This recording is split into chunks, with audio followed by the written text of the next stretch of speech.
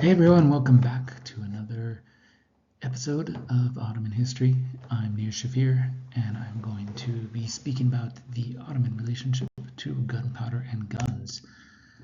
Sometimes we speak about the Ottoman Empire as a gunpowder empire.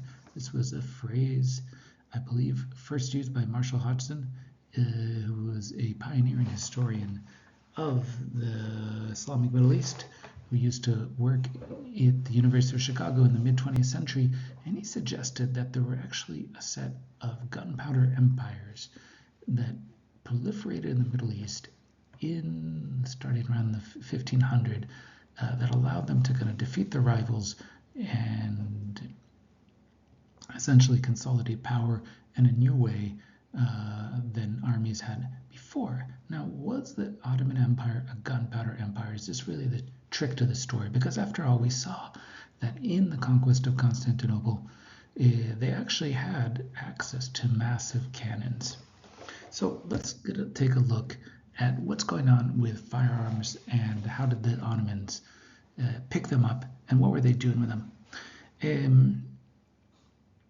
Ottoman firearms. Let's begin with where did firearms start? Of course, like many technological marvels of the ancient world, started in China, first developed by the Chinese in the 12th century, but already quickly started spreading across Central Asia. And by 1390, I know at least in the Ottoman case, right, so about 200 years after firearms first appeared in China, by 1390s, there was cannoneers in the Ottoman army, what's known as a topçu.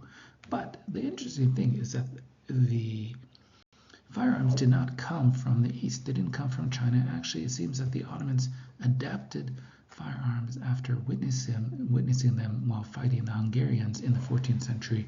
And particularly what they encountered was the use of what were called war wagons, basically a sort of semi-armored wagon driven by horses, in which they would, when needed to create a sort of mobile fortification, they would circle around each other like this. The horses would be kept inside, and from inside the war wagon, you could then essentially shoot with some protection.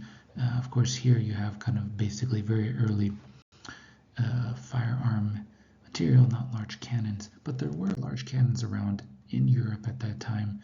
In the 15th century, a cannon would look like this, a relatively short kind of mortar piece with a very large cannonball. And the Ottomans actually were amazing at basically taking this technology and bringing it to a new level of usage. They managed to essentially hire the best cannoneers, cannon makers, etc., sometimes from the Hungarians, sometimes from other places, whoever they could, often from Europeans, to basically perfect this technology. And what they ended up creating, especially early on in the kind of mid-15th century, were these gigantic cannons, which you can still see today. This is so-called Dardanelle guns, a sort of giant cannon that was meant to be fired or keep the Dardanelles, the entrance to the Sea of Marmara, clear. But they also produce kind of these giant pieces, which you can go and see in different parts of Istanbul where they've been kept. These, of course, would not particularly easy to use, right? It would take maybe a team of 60 men just to move them, another 20, 30 men just to fire them, and they probably could be fired once every few hours, right? So it's not a particularly useful gun. Most of what they're using is actually small or medium caliber guns, and this really was the trick to the thing. The interesting thing about a cannon, of course, is that you can mount it.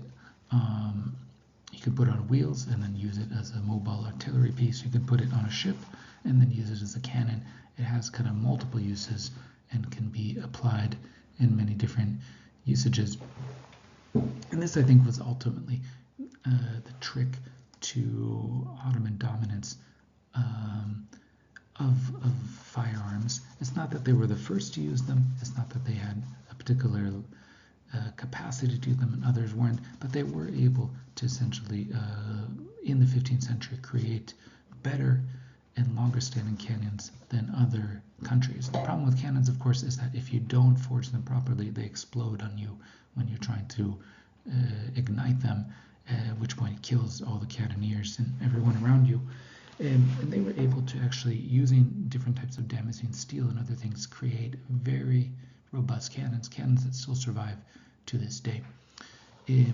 Eventually, they did use this to great effect against, as we'll see, the Mamluks and the Safavids and the Hungarians in different ways, but that benefit only lasted a few decades, at which point other armies quickly adapted cannons as their weapons of choice. One last thing I do want to say is that there were also handheld firearms, so these were basically gigantic. You can see some in this Ottoman era painting in the center what this would look like. There was janissaries who were, again, infantry, right? Their janissaries are not on horses. There would be a corps of them dedicated to using